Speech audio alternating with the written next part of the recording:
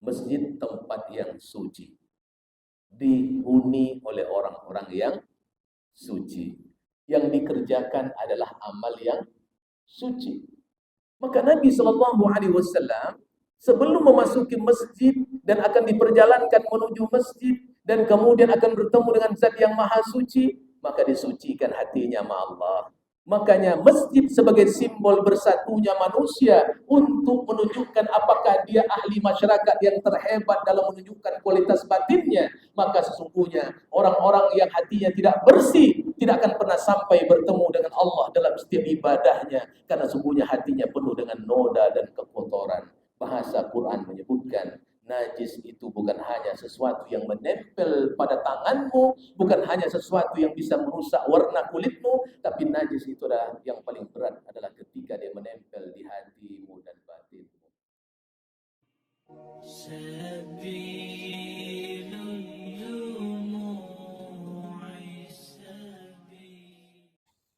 Assalamualaikum warahmatullahi wabarakatuh.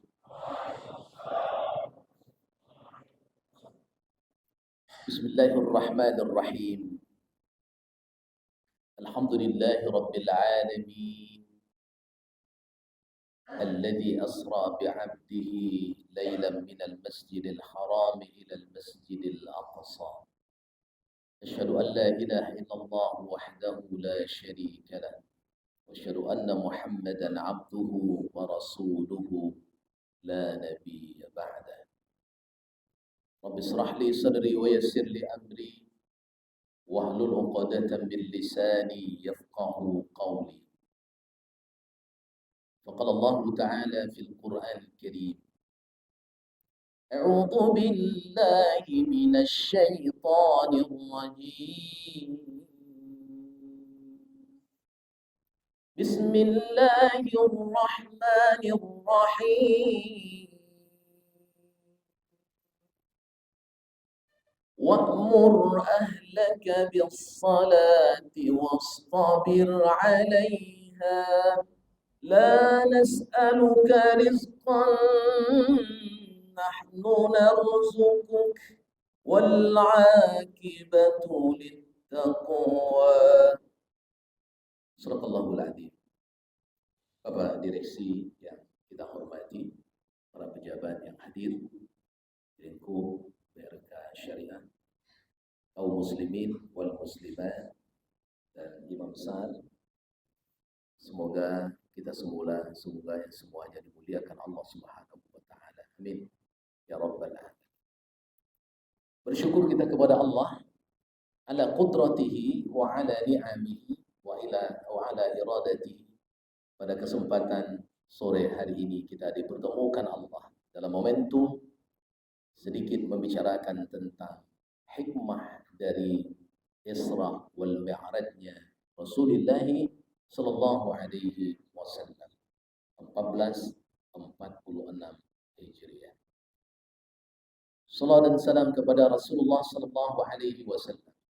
Allahumma salli ala sayyidina Muhammad wa ala ali Muhammad.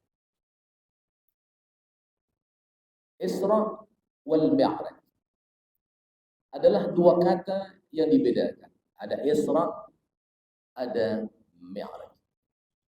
Isra yang ditandai dengan bahwa Allah memperjalankan hambanya minal masjidil harami ilal masjidil aqsa.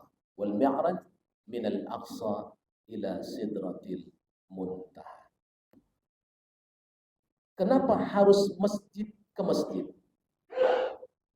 Kenapa tidak minal masjid ila sidratil muntaha saja? Allah Subhanahu wa taala memperjalankan hambanya, yakni Nabi Muhammad sallallahu alaihi wasallam, minal masjid ilal masjid. Hikmah yang pertama, kalau kaitannya nanti pembahasannya adalah iman dan ketakwaan, tempat yang terbaik dan terhebat untuk membina iman dan takwa itu diletakkan oleh Allah, markaznya adalah masjid.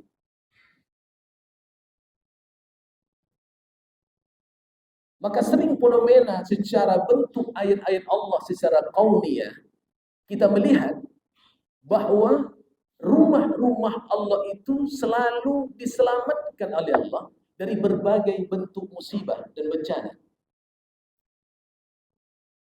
Masih terbayang sama kita, jauh di seberang sana, sebuah masjid yang tegak berdiri di tengah kobaran api yang membara. Baru terbayang oleh kita beberapa bulan yang lalu ketika lahar dingin itu melanda Sumatera Barat, pas betul titik bahwa lahar dingin itu tumpah ruah, di depannya ada sebuah masjid. Batu-batu besar itu berhenti di depan masjid dan tidak melanda masjid itu. Kita masih ingat ketika tempat-tempat yang lain kemudian diletakkan oleh Allah di dekat lembah Anai itu, ada sebuah masjid yang tetap kokoh berdiri. Ini ayat-ayat kauniyah. Apa hikmahnya dalam membangun iman dan ketakwaan kita kepada Allah Subhanahu wa taala? Bapak ibuku, saudara-saudaraku, siapapun kita, pangkat apapun, jabatan apapun, ganteng apapun, seglowing apapun, hebat ataupun terpandang menjadi struktural yang tinggi ataupun tidak punya struktural di depan apapun pangkat dan jabatannya, sesungguhnya kemuliaan kita tak ada apa-apanya. Maka ayat ini adalah bentuk sebuah iktibar bagi kita untuk mampunya kita berpikir ulang, apakah kita ingin selamat atau tidak ingin selamat. Ternyata hikmahnya, kalau kita ingin selamat dan dekat kepada iman dan ketakwaan, datangilah masjid-masjid Allah. Di BRK ini banyak orang soleh-soleh. Tadi saya ketika diminta ceramah ke sini ragu juga saya mau datang. Apalagi mau saya ceramahkan? Orang udah baik-baik semua. Kan iya Bang? Udah ahli masjid semua. Maka kadang-kadang dakwah ini selalu sudah menceramai orang-orang yang sudah baik. Orang sudah dalam masjid, semua udah baik semua. Maka terkadang ada orang yang tidak pakai baju gamis begini, dia berdakwah, tapi dia duduk di sana, mungkin di sana, dia mungkin pakai baju kaos oblong saja, dia duduk bersama mereka, tapi ada dakwah yang disampaikan. Maka jangan pandang kemuliaan itu karena gamismu, karena jenggotmu yang sedikit menempel di dagumu itu. Kalau banyak seketik. Itu belum tentu memuliakan dan menentukan kemuliaan. Maka perbaikan mentalitas kita untuk memandang kenapa minal masjid ilal masjid. Allah ingin mengajarkan kita kaum muslimin yang dimuliakan Allah bahwa kebahagiaan batin itu akan didapatkan kalau hati kita terpaut dengan masjid. Maka satu di antara 7 golongan yang dikatakan Nabi akan mendapatkan naungan nanti di yaumil akhir adalah rajulun qalbuhu mu'allaqun bil masjid. Seseorang yang hatinya terpaut dengan masjid. Ibu senang nggak kalau suaminya rajin ke masjid? PT-nya nggak banyak.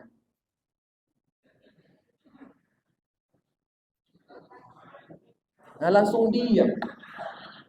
Tadi nak tanggung semangat. Senang nggak kalau suami ke masjid? Senang. PT-nya nggak banyak, duitnya sedikit. Aku mencintaimu bukan karena kau tampil dengan duit yang banyak. Aku tak pernah memandang wajah gantengmu. Aku jatuh hati karena kesolehanmu. Teori.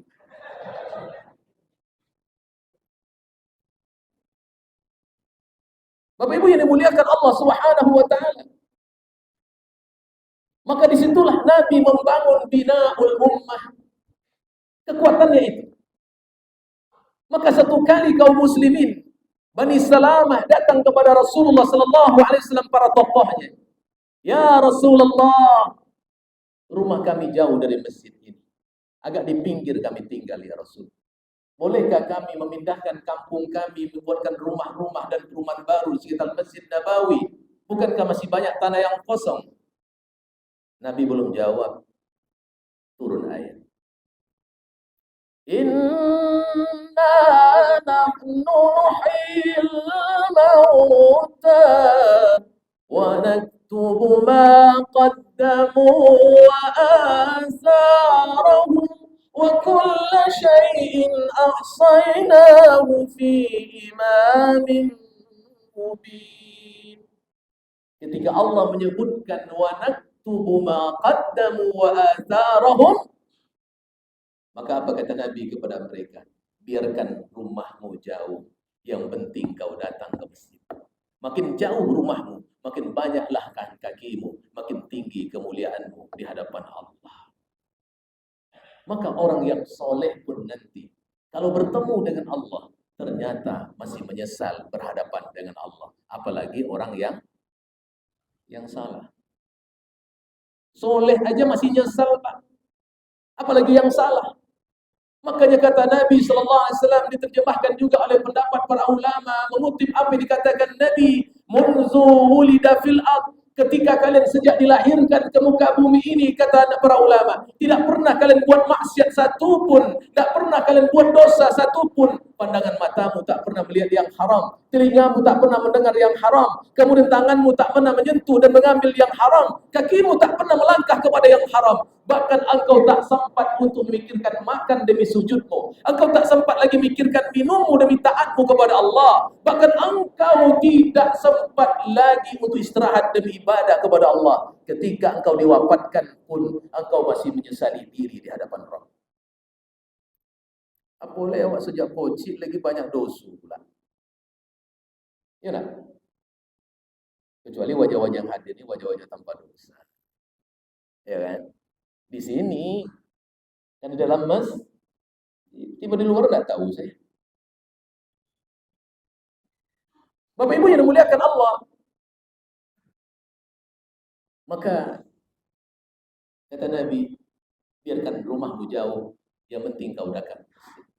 Maka ketika Sauban yang viral ceritanya itu tidak dilihat Nabi di saf pertama salat subuh berjamaah, maka Nabi tanya, aina Sauban, di mana Sauban, kalian lihat enggak? Enggak ada ya Rasul. Kita tunggu ya.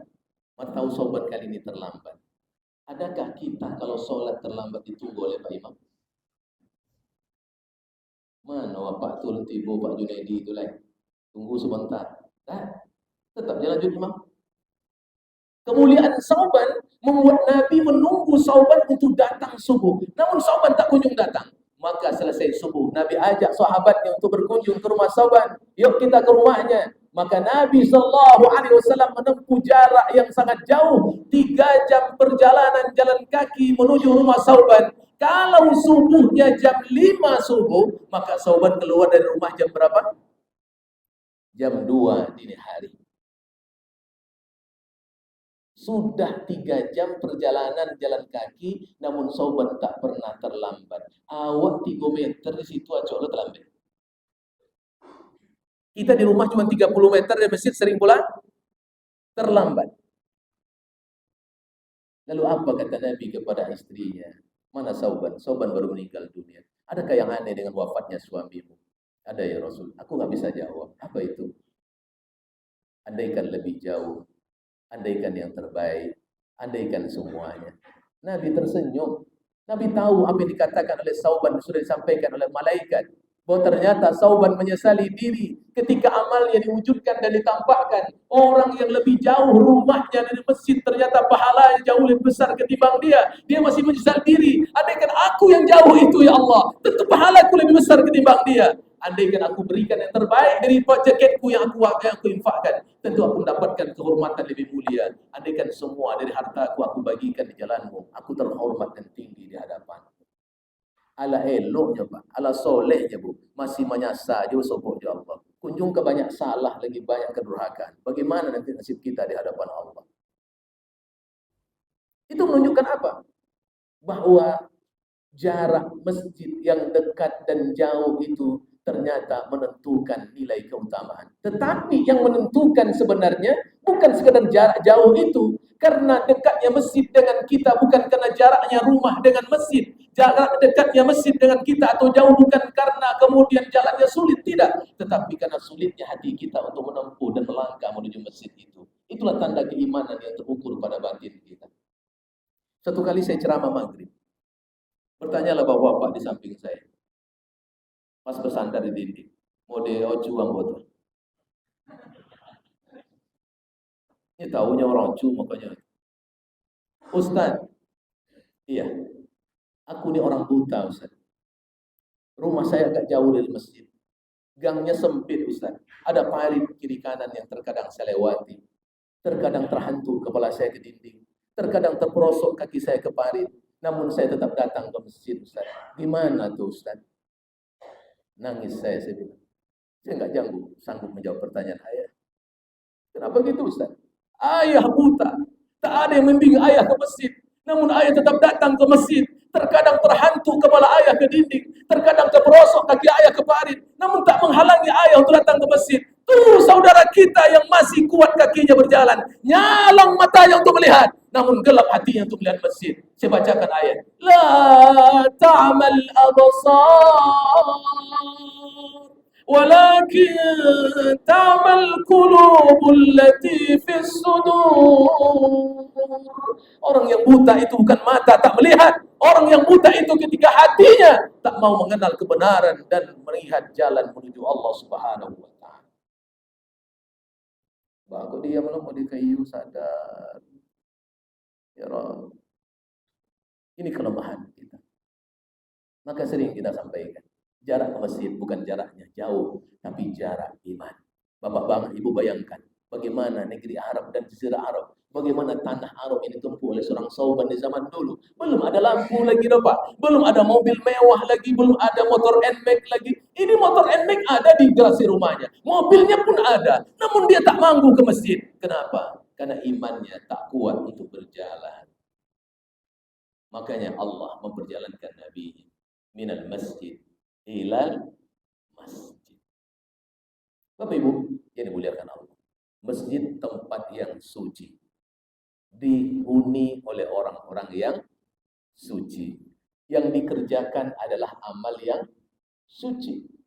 Maka Nabi Shallallahu Alaihi Wasallam sebelum memasuki masjid dan akan diperjalankan menuju masjid dan kemudian akan bertemu dengan Zat yang Maha Suci, maka disucikan hatinya sama Allah.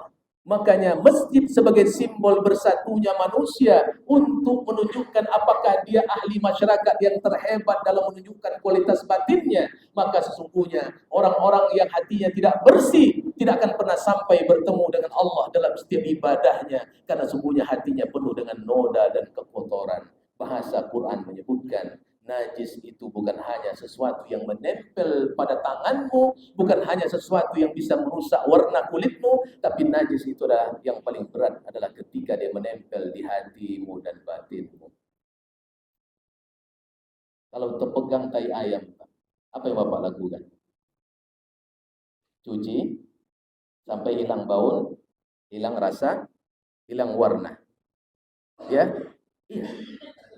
Tapi kalau debu-debu atau kemudian najis batin itu menempel di hati kita, apakah bisa dicuci dengan air? Tidak. Maka orang-orang yang punya najis batin itu sulit dia sampai kepada Allah. Makanya Allah inginkan ketika mereka, siapapun kita, orang-orang yang beriman ini datang ke masjid, kemudian beribadah kepada Allah, ternyata tidak hanya cukup bersih secara lahir, tetapi juga wajib bersih secara batin. Dan ternyata membersihkan batin ini jauh lebih sulit ketimbang membersihkan najis yang menempel pada kulit. Makanya Islam mengajarkan at-tahuru satrul iman. Bersih itu adalah bagian dari iman. Bapak Ibu, menempelnya najis pada kulit bisa ditengok dengan kasat mata. Bisa dicium dengan indera penciuman yang begitu terang untuk dicium.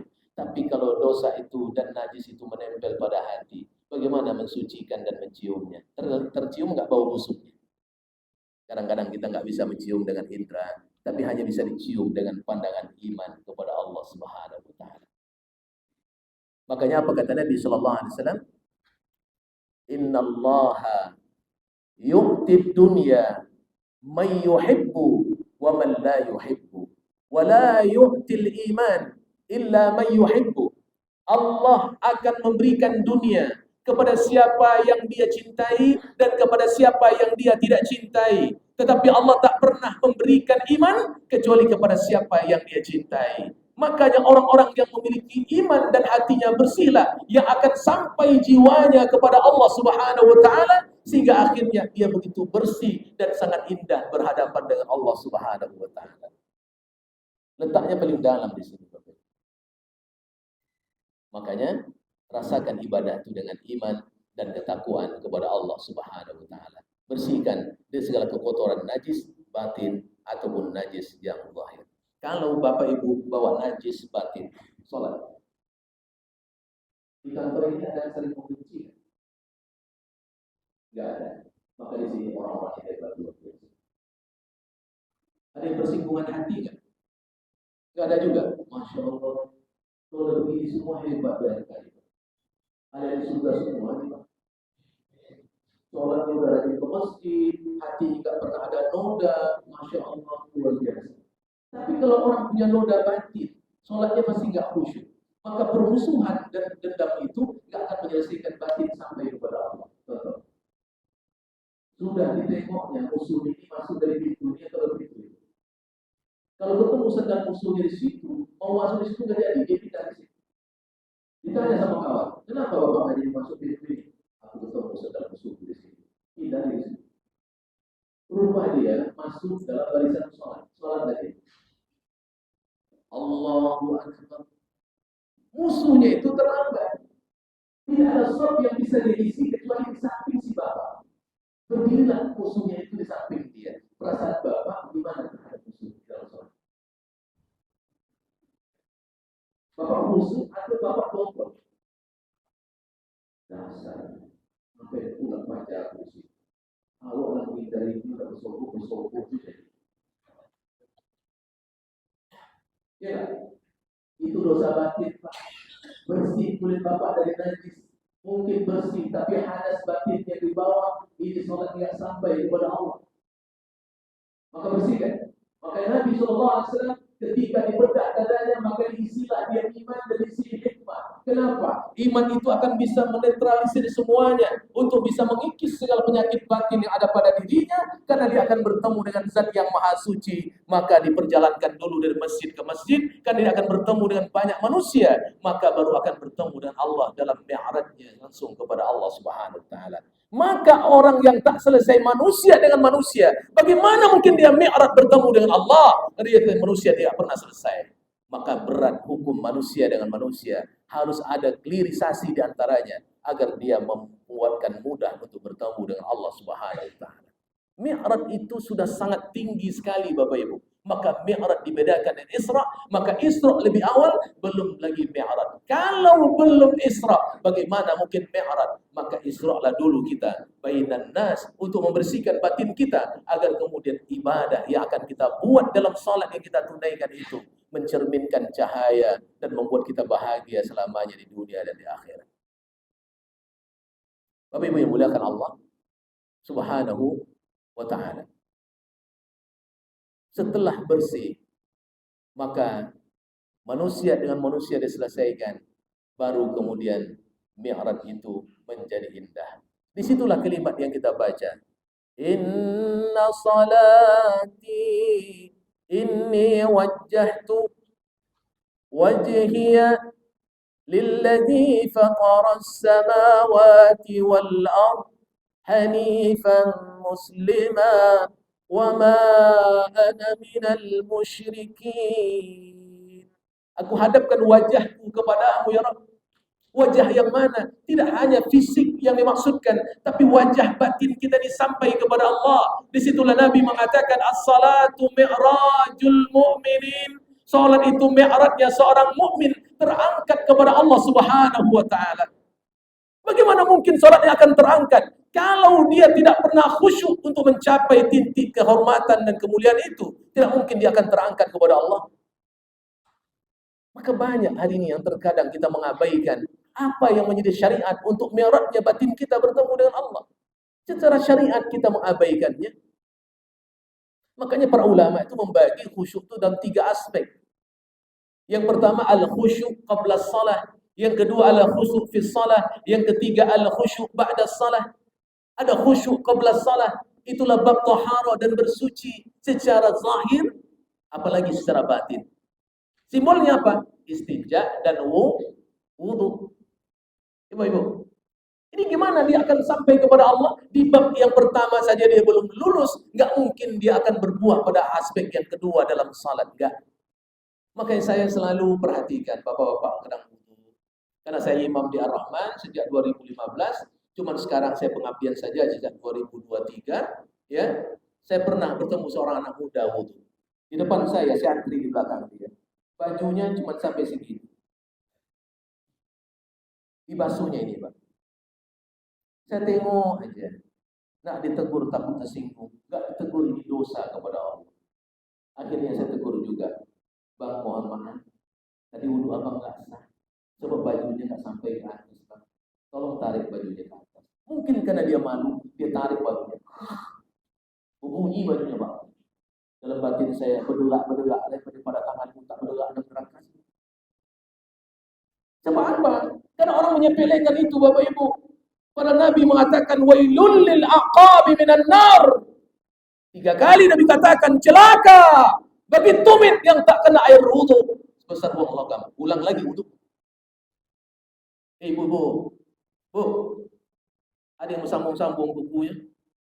Ini kini banyak ibu-ibu kalau mau dia hantu kadang-kadang.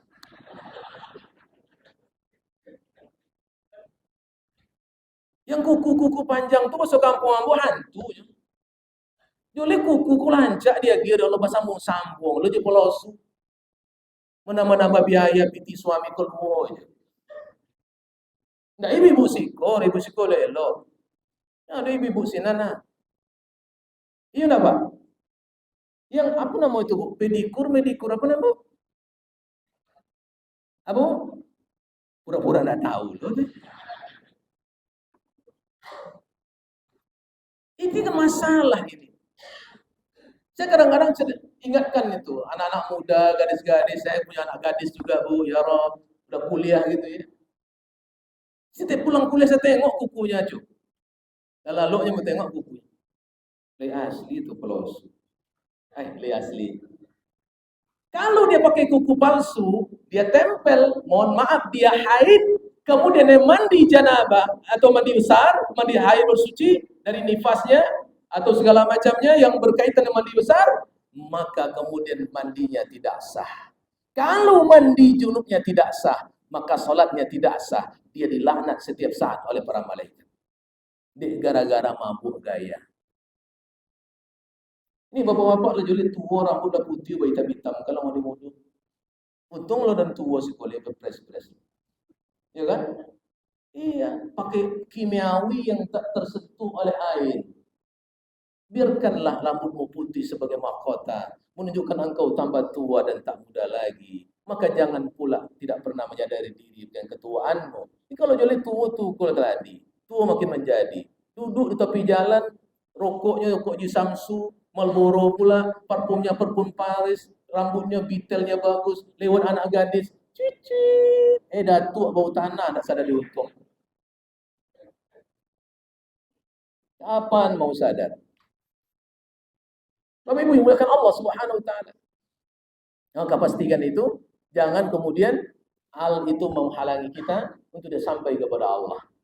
Ya, bersih dan bersihkan. Baru nanti al-khusuk fi shalah. Ya, khusuk dalam salat apa di antaranya? Mengerti bacaan, tempatnya harus khusus. Makanya ibu-ibu, kalau kita punya duit berlebih, buatlah rumah yang ada tempat salatnya di rumah itu khusus untuk salat malamnya, bukan untuk salat wajibnya. Ya kan? Kalau bapak di masjid, ya Bapak Ibu yang muliakan Allah, ibu-ibu boleh ke masjid. Bapak Ibu yang muliakan Allah Subhanahu wa taala. Di situ, ini kadang-kadang gimana salat imam khusyuk? Ibu-ibu tuh salat di mana onggok kain belum berlipat, di situ dia salat. Paham Ibu tuh? Di onggok kain di situ dia salat. Allahu akbar. Awal tak tertengok onggok kain dulu kalau kita deh. Itu siap gitu.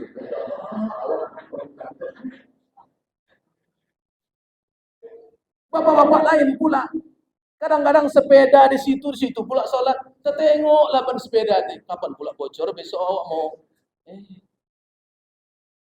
Makanya Nabi siapkan tempat yang khusus. Allah siapkan masjid atau musalla sebagai jalan untuk mendekatkan ibadah.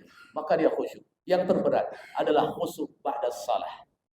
Disinilah terkadang ukuran iman itu akan menentukan kualitas.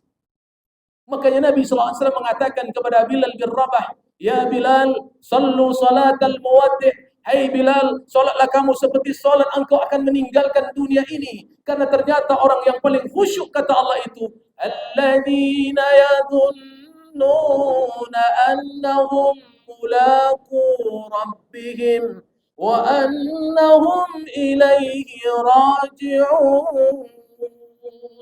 Orang yang khusyuk dalam salat itu adalah orang yang kemudian dia yakin akan kembali kepada Allah, maka dia tidak menyia-nyiakan kesempatan itu. Begitulah indahnya Rasul mengajarkan bagaimana kaifiat dan cara untuk sampai kepada Allah dalam mi'rajnya seorang mukmin dalam ibadah ritual yang sempurna. Ini salat yang diwajibkan kepada kita semuanya. Maka oleh karena itu menjaga salat itu sangat berat. Berat sekali Bapak Ibu. Saya kemarin mohon maaf ngisi di kampus Islam. Saya nggak sebut nama kampusnya. Ya, kampus Islam, jurusan pendidikan Islam. Saya tanyalah yang mahasiswanya. Saya tunjuk bahkan, kamu nggak sholat subuh kan? Enggak Ustaz. Kamu nggak sholat subuh kan? Enggak Ustaz. Dia heran, dari mana Ustaz tahu? Aku nggak sholat subuh. Roman wajah itu nampak ada sholat. Maka aura wajah orang-orang yang tak sholat itu kelihatan Bapak Ibu. Kenapa? Tak pernah tersentuh oleh air wudhu atau jarang tersentuh oleh air wudhu, maka mukanya nggak ada cahaya. Walaupun kulitnya glowing, tetap nggak indah dipandang mata secara iman. Tapi kalau dipandang dengan nafsu, jangankan glowing, serong pun laku yuk. Ya Bapak Ibu. Tapi iman yang melihatnya. Itu buat kita sedih. Maka hari ini, Allahu Akbar, payah menemukan anak-anak muda kita di masjid. Payah menemukan anak-anak kita di masjid. Kecuali kalau di masjid Ustaz ini, Masya Allah nih, ramai. Karena Ustaznya hebat mendidik anak-anak. Ramai anak-anak gitu. Dikasih hadiah. Makanya saya sampaikan di mana-mana. Kalau Bapak Ibu jadi pengurus masjid dan musola, jangan garang ke anak-anak. Datang anak-anak, baru masuk ribut dia. Datanglah Bapak Haji itu. Amma ribut-ribut sekarang, pulang! Saji itu bukan tempat ribut-ribut. Pulang! Pulang Fajar. Menangisnya pulang ketemu sama Mak. Tadi Mamak suruh kau ke masjid dan ngapa kau pulang? Iyo Mamak menyuruh aku ke masjid dan itu pemerangan. Akhirnya dia gak mau ke masjid lagi. Besok gak mau ke masjid lagi dia. Kenapa gak mau ke masjid dah? Aku kena marah terus Mak sama Pak Haji. Aku gak mau ke masjid. Enggak boleh. Yang namanya anak-anak tetap di. Emangnya Bapak gak pernah jadi anak-anak? Ya gak ribut-ribut aja. Lebih ribut pula kita dulu pada dia lagi.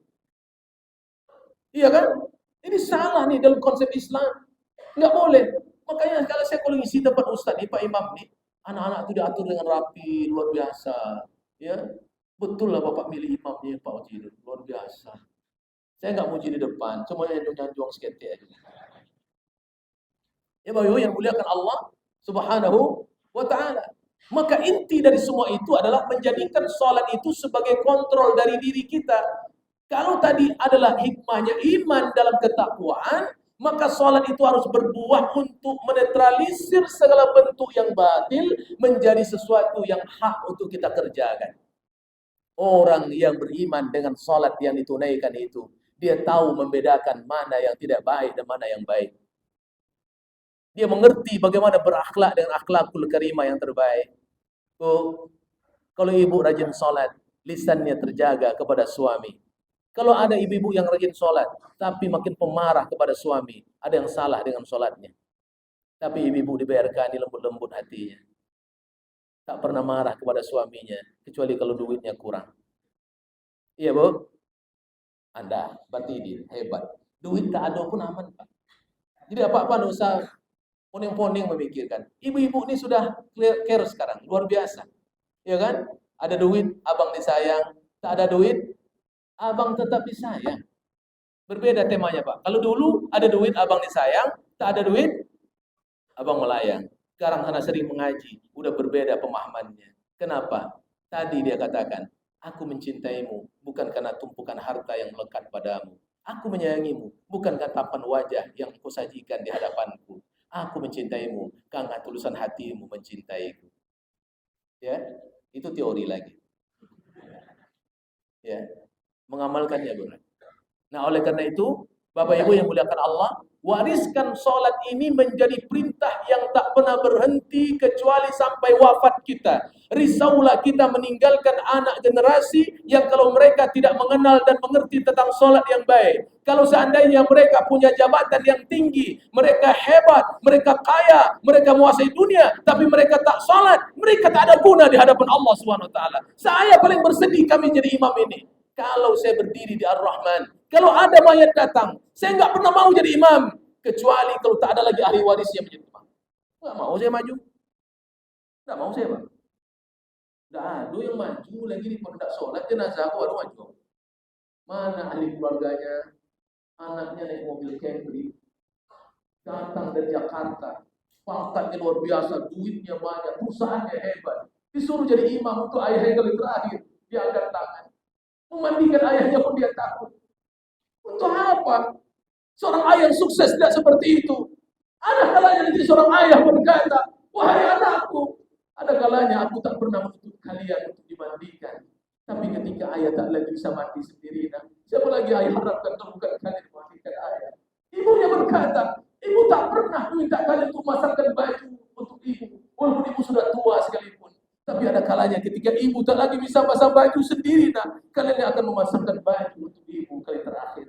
Cuma anak yang nonton dari jauh, tak mengerti agama, tak paham. Untuk apa dunia yang melekat pada diri mereka? Kalau seandainya mereka tidak menjadi soleh dan takut kepada Allah Subhanahu Wa Taala, itu yang kita risaukan, Bapak Ibu. Sekarang di negeri-negeri yang canggih, menyolatkan jenazah, memandikan jenazah, sudah pakai upah sekarang. Ya Pak, memandikan jenazah, mensolatkan jenazah, dan pakai bayar. Ya, itu fitnah. Ya ada ceritanya. Ya Ibu, jadi kalau nanti nggak dibayar, berarti sudah disolatkan, nggak dimandikan, gimana kewajiban syariatnya? Kenapa? Karena orang sudah mulai meninggalkannya. Ini khawatir kita, Ibu. Makanya hebat pun pendidikan mereka. Silakan mereka mau kuliah di mana aja, mau jurusan apa saja, tapi agama tetap nomor satu di batin mereka agar mengenal Allah. Wariskan sholat itu dari sedini mungkin kepada mereka, tunjukkan sebagai ayah tauladan terbaik agar kita tampil menjadi sosok ini contoh oleh seorang anak, agar dia bangga siapa ayahnya, agar dia kemudian sangat senang siapa ibunya. Makanya Nabi SAW diingatkan oleh Allah Subhanahu wa taala, wa'mur ahlaka bis-salah wastabir 'alaiha la nas'aluka rizqan nahnu narzuquk wal 'aqibatu lit-taqwa. Suruh ahli keluargamu salat dan sabarlah kalian dalam menyuruh mereka. Jangan minta rezeki, tapi kami yang menjamin rezeki itu. Kenapa Allah kaitkan solat dengan rezeki? Ternyata orang-orang yang datang dengan iman dalam melaksanakan ibadah solatnya kepada Allah, Allah jamin rezeki mereka. Dan mereka lah orang-orang terkaya dan terhebat. Betul gak Bapak Ibu, kalau rajin solat Bapak kaya? Boleh besok Bapak gak usah masuk kantor ke sini aja solat. Bapak kaya? Uang iyo. Kalau ibu dikatakan Allah bahwa sholat itu menjamin kaya, betul nggak? Ibu yakin? Ibu yakin kalau dengan sholat ibu kaya? Kenapa ibu ragu? Karena konotasi kaya itu selalu yakin. Kan iya kan? Orang kalau bilang kaya selalu ukurannya duit. Bilang rezeki itu selalu ukurannya duit. Saya tanya. Duit 1 triliun di depan ibu. Mata ibu sakit. Telinga ibu sakit. Kaki ibu sakit.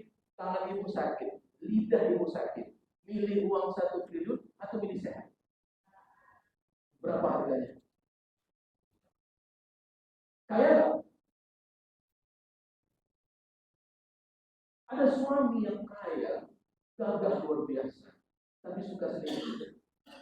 Ada suami yang soleh, duitnya biasa-biasa saja, tapi setia. Pilih yang mana?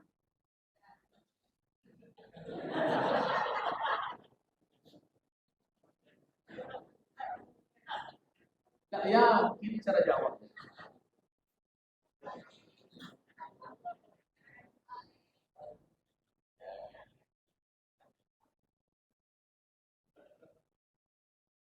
Kalau itu jawaban ibu, berarti kekayaan itu bukan melekat kepada harta. Maka di mana-mana saya sampaikan, banyak orang yang senang, tapi sedikit orang yang tenang. Karena kalau sudah tenang, pasti senang. Kalau senang, belum tentu tenang. Mereka senang di luar, tapi tak tenang di dalam. Karena batinnya jauh dari Allah. Tapi lebih baik punya suami yang kaya, jadi istri yang cantik cerita, asal taat kepada Allah, uangnya triliunan, pangkatnya tinggi, mobilnya mewah, rumahnya mewah, ahli surga di akhirat bersama berganti dalam jannah Allah. Amin.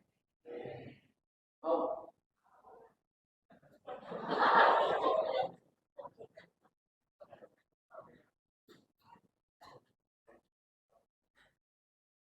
Maka rezeki itu kata Allah tidak hanya dari uang yang banyak.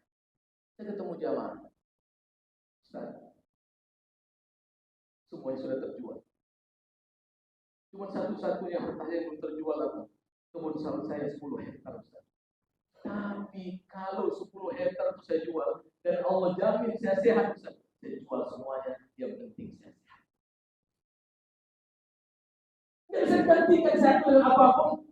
Dan ternyata Allah dengan salat yang kita sungguh-sungguh kepada Allah, Allah alirkan begitu enak energi darah kita mengalir begitu luar biasa. Jantung kita begitu bagus, sehat kita, masya Allah. Maka makin berdiri sepertiga malam untuk salat, makin sehat fisiknya. Apalagi didahulukan dengan mandi sepertiga malam itu, membuatkan sehat badannya. Saya ketemu orang tua di kampung. Tuh, kenapa Datuk mandi-mandi dia mobil?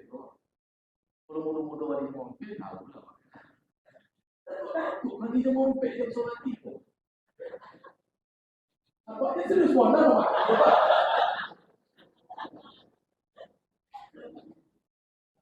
Ya kan? Ternyata apa kata beliau? Nah, rumus itu sehat ternyata mandi seperti kamar. Dan itu ternyata Islam mengajarkan. Luar biasa, sehat badannya, berdirinya kepada Allah makin luar biasa, makin sehat. Maka hari ini ketakjuban ilmu teknologi kedokteran manusia akhirnya takjub kepada kekuasaan Allah dalam syariatnya, karena mereka akhirnya mengiyakan bahwa semua syariat Allah itu is the best, terbaik untuk semua alam dan semua manusianya. Begitulah Allah merancang Islam rahmatan lil hebat, luar biasa. Nah, oleh karena itu Bapak Ibu yang dimuliakan Allah, maka jangan malas-malas sholat. Jangan malas-malas sholat. Ini kadang-kadang udah parah suara muadzin. As-salatu khairun minan naum. Enggak ditipu orang. Ibu raja-raja azan enggak ditipu. As-salatu khairun minan naum. Makanya muadzin itu dipilih, imam itu dipilih. Saya lewat depan masjid subuh-subuh mau ke Arafah. Temulah suara muadzin yang ya Rabb, tambah tidur orang buat.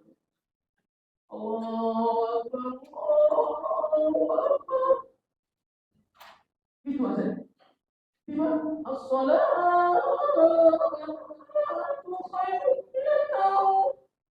Tidur orang tua. Makanya suara muadzin itu lantang. Zaman Nabi diangkat Bilal menjadi muadzin. Abdullah bin Abi Maktum menjadi seorang muadzin. Maka muadzin itu dihormati, dimuliakan. Imam ini dihargai, dimuliakan. Maka saya sedih kadang-kadang umat kita ini belum memperhatikan imamnya, belum memperhatikan muazzinnya. Saya sabar di masjid-masjid subuh kadang-kadang ketemulah seorang imam yang mulai kabirunnya tak selesai-selesai. Ayatnya pendek di wajahnya, tapi paham sholat subuh kali itu. Qul ya ayyuhal kafirun la a'budu ma ta'budun wa la antum 'abiduna ma a'budu ولا أنا عابد ما عبدتم ولا أنتم عابدون ما أعبد ولا أنا عابد ما عبدتم ولا أنتم sudah muter-muter imam itu dulu namanya selesai sholat jadi sudah jadi datang mau ke imam tadi kau balik-balik agak dulu ke imam Ustaz mohon maaf terganggu pikiran aku Ustaz. Aku yang mengaku Ustaz. SPP ada ambul terbaik Ustaz. Langsung berdekat. SPP anak saya belum dibayar lagi Ustaz. Anak Ustaz berapa sih? 4 Ustaz. Barang dari Ustaz. Ustaz dah berapa lama dengan SPP? Dah 50 tahun Ustaz. Berapa lagi Ustaz? Dah 50 Ustaz. Orang-orang kaya yang ada di sini saya bilang, rumahnya menteren dan canggih-canggih kendaraannya, tapi imamnya melarat, tak pernah diberitahu, dikasih lagi. Ini berdosa orang-orang kaya. Iya Bu. Makanya selalu saya tanya jamaah umroh saya, ibu umroh itu berapa ibu? Yang keempat, yang kelima, yang kedelapan. Ibu umroh sendiri atau mau umrohkan orang lain? Kamu sendiri Ustaz. Jangan tamak. Bawalah guru ngaji ibu tuh, bawa imam masjid dekat rumah ibu tuh. Sudah menangis dia berdoa kepada Allah umrohkan. Masya Allah, umrohkan. Ibu berangkat, jamaah ibu berangkat, guru ngaji ibu berangkat. Itu baru hebat, luar biasa. Maka perhatikan imam kita. Kalau banyak kau mau perhatikan imam luar biasa. Saya tahu di sahabat saya. Ya ibu, hah? Iya. Imam ini orang yang mulia, Bapak Ibu, dimuliakan mereka. Saya kadang-kadang maka Ustaz ingat sejarah masa lalu, sedih kadang hati kita Pak. Awak dulu imam merangkap semuanya. Awak imam, awak muazzin, awak marbot, awak mesin toilet, awak makan lampir. Awak selalu gajinya berapa? Dari juta dapat 5.000. Ini bukan menyalahkan, cuma hibah hati. Hari Jumat bentanglah. Ada namanya kain putih di depan. Saya bela masjid, saya pakai sendiri cuma berangkat. Selesai sholat Jumat saya panggil Pak Imam, Pak Umum. Ustaz, sikap. Apa ayat datang? Jadi tidak Ustaz pakum masjid. Saya pakum ayat. Itu kenapa pula tak cicak dia jatuh di sini? Rupanya tak cicak itu jatuh pas di depan hidungnya. Waktu dia sujud sholat Jumat, dalam batin saya tak jawab Pak, cuma jatuh ke mata batu, di ke dalam batu. Apa dah ke batin aku? Pak, tak mungkin pula aku tengok pilon dulu cicak kecil. Kenapa itu kerojohan bukan yang cicak? Cicak pilon tak ciri, tak mungkin tak. Tapi kadang-kadang begitulah cara dia menghormati imamnya. Kadang-kadang umat kita ini kadang-kadang melempatkan tidak tepat pada tempatnya. Bapak Ibu, kalau sini kita bekerja dengan profesional, kita meletakkan yang luar biasa dengan cara itu Allah Subhanahu Wa Taala. Maka oleh karena itu, Bapak Ibu, terakhir saya cuma mengingatkan saja, wariskan sholat itu terus ingatkan kepada anak kita, jangan sampai mereka tidak sholat. Kalau mereka canggih teknologinya, tidak sholat dan tidak mengenal Allah, tidak ada dunia di dalam Allah. Kecil bagi Allah. Maka apa yang disuguhkan depan mata kita hari ini adalah jawaban terhadap kemahabesaran Allah tentang terbatasnya kita dan orang-orang yang angkuh tidak mengakui adanya Tuhan sebagai kekuatan terhebat, tidak ada dalam ilmu Allah Subhanahu Wa Taala. Maka mari bersama jadikan momentum di saat sempit dan lapangnya kita tetap bersama Allah Subhanahu Wa Taala. Terakhir, ya tadi karena sudah disampaikan Ustaz, kalau kue lah dibagikan itu tandonan abi waktu itu Ustaz. Iya, maka saya langsung kopi. Maka terakhir,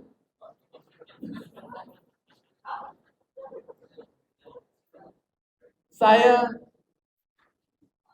bertemu dengan seorang guru doktor dari Jerman. Ini terakhir. Apa kata beliau? Saya ambil doktor di Jerman. Saya kemudian ikut komunitas Muslim pengusaha, ya, entrepreneur Muslim di Jerman. Satu kali kata saya diundang dari sebuah forum mereka. Saya pakai jas saya yang paling mahal. Kata beliau, saya pakai baju saya dan jas saya yang paling branded. Saya pakai sepatu saya yang paling mahal. Saya ambil mobil saya di garasi, mobil saya terbagus. Lalu kemudian saya parkirlah mobil saya di tengah mobil-mobil mereka. Tahukah Anda apa yang terjadi? Ternyata mobil saya yang paling jelek. Bayangkan, ternyata baju saya yang paling di bawah, di atas mereka, baju saya tidak di bawah level mereka semua. Tapi bukan itu yang jadi fokus saya untuk saya sampaikan hari ini. Tahukah Anda? Ketika sebelum 15 menit jam sholat, mereka sudah berhentikan forum itu, tidak ada lagi diskusi, mereka hold semua dan mereka mereka berkabar. Break. Kemudian apa kata mereka? Yuk kita ke masjid semuanya. Mobil Mobil-mobil mewah itu parkirlah di depan masjid. Baju-baju mewah itu sekarang sedang duduk beriktikaf di masjid. Mereka sudah setul masjid. Mereka membaca Quran. Munajat mereka menghentikan air mata di hadapan Allah. Masuk lagi forum saya tanya. Wahai kawan-kawan, kenapa harus begitu? Apa jawabannya? Saudara, dunia kita himpun dan semua ini kita dapatkan bukan punya kita. Kalau ini pemberian, tapi yang maha memberikan tidak mau tahu tentang siapa yang memilikinya, di mana akan mempertanggungjawabkan semua apa yang diberi itu? Tidak, kawan. Semua ini milik Allah, bukan milik kita. Jangan sampai menggadaikan iman kita dari bicara dunia sampai kita tak mau sujud di hadapan Allah. Nangis saya. Mereka mewah, tapi batin mereka jauh lebih mewah. Awak sudahlah bantu kurang, tidak ada akhirnya masanya. Apa yang berbangga? Ya Pak, PT. Ini ceritanya udah miliaran, ratus miliar. Mereka orang-orang hebat secara dunia, tapi tahan mereka luar biasa di hadapan Allah Subhanahu wa Ta'ala. Ini ditunggu oleh Islam. Ini nanti oleh penerus-penerus Rasulullah. Karena sungguhnya inilah estafet perjuangan untuk memerdekakan jiwa kita dari hambaan dunia agar merdeka dalam ketaatan di bawah panji Allah, surga yang akan kita kejar dan kemudian kita bernaungan di bawah ridho Allah Subhanahu wa Ta'ala. Semoga Allah muliakan kita semua dalam ridhonya dan jadikan sholat sebagai rihlatul muqaddasah qalbiyah kita untuk sampai kepada Allah agar dia begitu sangat damai dalam setiap sujudnya di hadapan Allah Subhanahu wa Ta'ala, agar dia begitu tenang ketika dia melaksanakan semua perintah yang diwajibkan kepada kita oleh Allah Subhanahu wa Ta'ala. Selamat menikmati hidangan sholat yang diwajibkan. Selamat menikmati ketenangan batin karena dasar iman yang kita tunaikan dalam penyegerakan ketaatan. Karena sesungguhnya Umar bin Khattab pernah mewakafkan satu kebun kurmanya karena pernah terlambat sholat asarnya satu rakaat dan sibuk karena dunia. Kalau besok, makanya sering saya lihat bapak-bapak ketika maghrib datang, dia orang ke masjid dia mengeluarkan selang. Tahu selang? Mencuci mobil Fortuner barunya berlumpur. Pak Haji, Pak ke masjid lah Pak. Tapi lihat mobil apa kotor mobil bapak bersihkan. Kotor hati bapak peduli. Kalau bapak-bapak yang seperti ini secara sadar seperti Umar, karena mobil inilah aku lalai meninggalkan sholat. Besok dia sadar, datang dia ke masjid BRK ini. Pak, aku sadar Pak. Dia mobil Fortuner ke kota aku lalai sudah turun sholat. Hari ini aku wakafkan ke masjid. Maka banyak mobil dia waktu di depan. Ya Pak, kalau dia sadar, tapi terkadang kesadaran itu terlambat. Maka hari ini belum terlambat waktu segera kepada Allah, maka mari kita segerakan ketaatan itu dan simbolnya adalah salat yang kita tunaikan. Demikian, terima kasih Bapak Ibu atas waktu yang diberikan. Kalau ada tutur kata yang salah mohon dimaafkan. Saya sedang belajar untuk memperbaiki diri, bukan berarti yang berceramah lebih mulia. Boleh jadi Bapak Ibu lebih terhormat di mata Allah ketimbang saya yang menyampaikan. Tapi kalau nanti Ustaz tak terlihat di surga, panggil-panggil Jolambo besok. Ya Pak. Begitulah, karena beratnya dakwah ini untuk terap istiqomah di atas kebenaran yang kita sampaikan. Mudah Allah membimbing kita semua satu langkah dan satu jalan, satu fitrah di atas kebenaran agar kita bernaung nanti dan bertemu dalam surga Allah, terpisah karena dunia sementara, tapi terpisah satu di surga dan neraka. Itu satu masa yang sangat panjang yang mengerikan. Mudah-mudahan Allah satukan kita di jannahnya bersama suami kita, bersama istri kita, bersama anak cucu kita, bersama orang-orang yang kita cintai dan telah berbuat kepada kita, sahabat seperjuangan, di mana tempat kita bekerja, yang satu iman, satu akidah, satu pemahaman dan satu mindset menuju Allah Subhanahu wa Ta'ala. Amin ya rabbal alamin. Demikian, terima kasih. Subhanakallahumma wa bihamdika asyhadu an la ilaha illa anta astaghfiruka wa atubu ilaik. Sudah? Perlu doa? Astaghfirullahaladzim. Astaghfirullahaladzim. Astaghfirullahaladzim. A'udzu billahi minasyaitonir rajim. Bismillahirrahmanirrahim. Alhamdulillahi rabbil alamin. Hamdan syakirin, hamdan na'imin. Hamdan yuwafi ni'amahu yukafi'u mazidah. Ya Rabbana lakal hamdu kama yanbaghi li jalali wajhikal karim wa 'azimi sultanik. Allahumma ighfir lana dhunubana wa liwalidayna warhamhuma kama rabbayana saghira. اللهم اجعلنا وذرياتنا مقيم الصلاة ربنا وتقبل دعاء يا رب العالمين Rabbi ja'alna muqimas salah wa min zurriyatina Rabbana wa taqabbal du'a ya rabbal alamin. Allahumma ya Allah, hari ini kami duduk di rumahmu menuju kemuliaan dalam ridhamu ya Allah, membicarakan pembicaraan yang mulia, kewajiban salat yang engkau perintahkan kepada Rasulmu, yang diwajibkan kepada kami umatnya, agar kami mulia menujumu ya Allah. Janganlah jadikan kami di antara orang-orang yang nanti justru engkau bertanya kepada mereka ketika sudah berada dalam neraka sakar. Ma salakakum fi saqar? Qalu lam nakum minal musallin. Mereka masuk neraka itu karena mereka mengatakan, dulu kami di dunia ya Allah, kami tidak salat ya Allah. Pekerjaan kami lebih tinggi ketimbang seruan azan yang berkumandang ya Allah. Maka Nabi SAW, Nabimu Muhammad sangat risau ya Allah, meninggalkan kami umat ini menyiapkan salat ya Allah. Sampai ayat diturunkan, membuat beruban kepala Nabi Muhammad SAW memikirkan kami umatnya. فخلف من بعدهم خلف أضاعوا الصلاة واتبعوا الشهوات فسوف يلقون غيا, bahwa akan ada generasi yang menyanyiakan salat, pekerjaan mereka lebih tinggi, uang yang mereka cari lebih mulia ketimbang ketaatan sujud di hadapanmu ya Rabb. Maka jangan jadikan kami di antara kelompok yang dikhawatirkan itu ya Allah, tapi jadikanlah kami orang-orang merdeka dalam ketaatan, sehingga kami tidak terbelenggu oleh penjajahan batin dunia yang membuat kami jauh daripadamu ya Allah. Tapi kami merdeka dengan iman dan fitrah kami untuk membuktikan kecintaan kami dan kerinduan kami untuk bertemu denganmu ya Rabb. Allahumma ya Rabbana, kecil kami di hadapanmu. Dunia ini tidak ada apa-apanya, karena semua ini bukan milik kami ya Allah. Jabatan, harta, kemewahan, kesehatan, kesempatan, semua milikmu ya Allah. Apabila engkau yang telah mengambil kesempatan itu berakhir, apabila engkau yang telah mencabut nikmat itu engkau angkat dan engkau ambil kembali menjadi milikmu, maka tak adanya kami berdiri tegak pun tak sanggup, menatap dengan mata pun kami sudah buta, mendengar dengan telinga pun kami sudah tuli, berlangkah dengan kaki pun kami sudah lumpuh, kami tak lagi bisa menyentuh dengan tangan, karena begitu dhaifnya kami tanpa kekuasaan dan kekuatanmu ya Allah.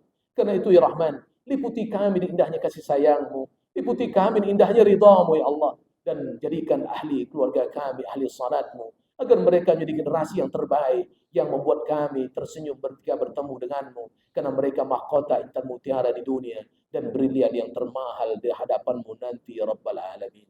Allahumma Rabbana taqabbal minna innaka antas sami'ul alim wa tub alaina innaka antat tawwabur rahim. Ya Allah, sebentar lagi kami akan meninggalkan Rajab, akan memasuki Sya'ban, akan mendekati kepada Ramadan. Sampaikan kami bersua dengan Ramadan.